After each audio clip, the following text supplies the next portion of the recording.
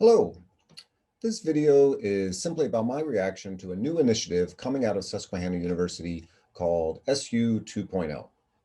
What is SU 2.0? Well, according to the website, it is a plan to work throughout the coming months to review and rethink how we do our work together so that by the fall of 2021, we will provide a more integrated, personalized, and efficient student experience using journey mapping, process mapping, and design thinking.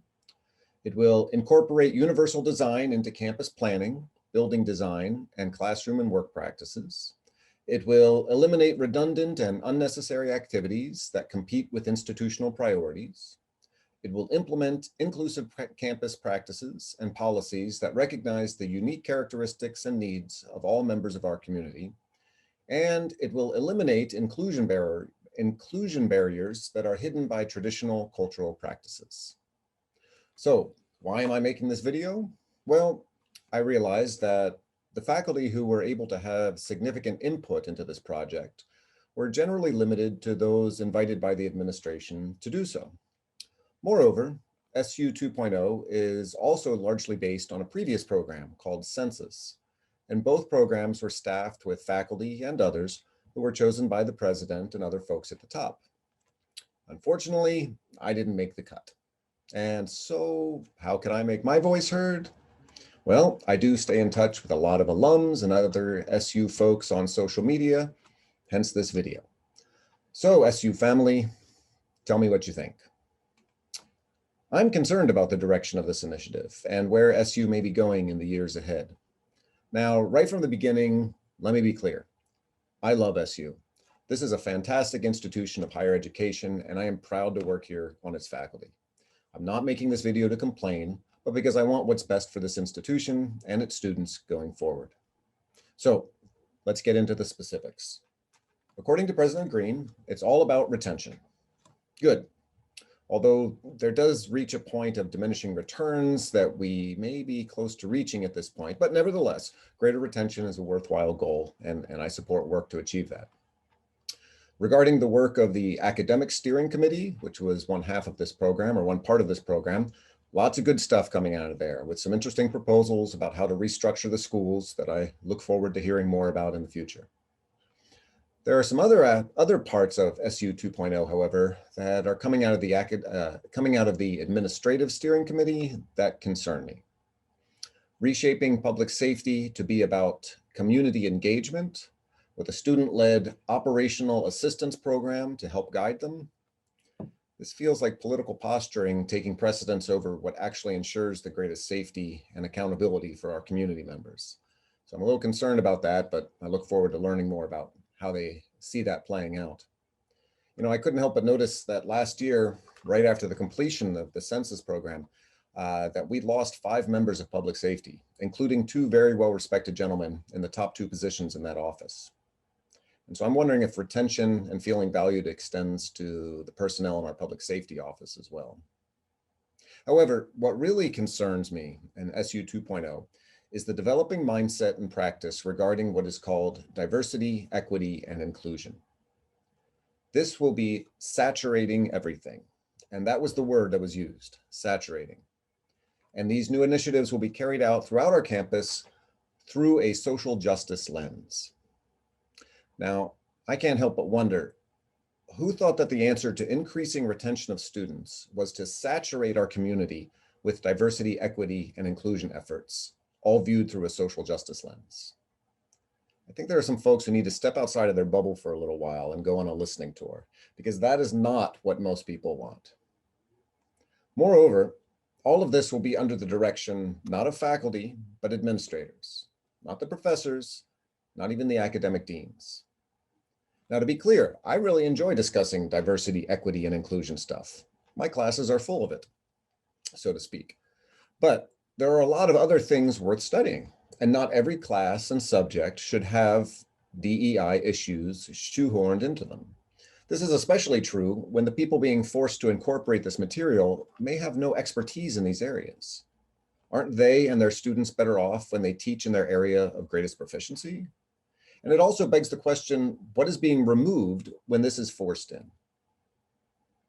On top of this, but related to it, Most of the time, we are not seeing the academic pursuit of greater understanding of these issues, but a political agenda that is established before any intellectual discussion. Take an issue like transgender athletes in intercollegiate competition. That is an important social justice issue that lots of people are interested in.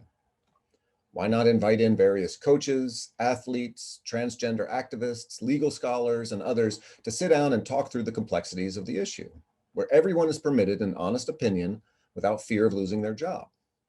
Great idea, but I don't think it's going to happen. The issue has already been decided before any discussion began. What about BLM? Have they accomplished more good or harm?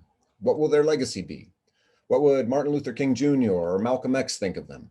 Great topics for conversation, right?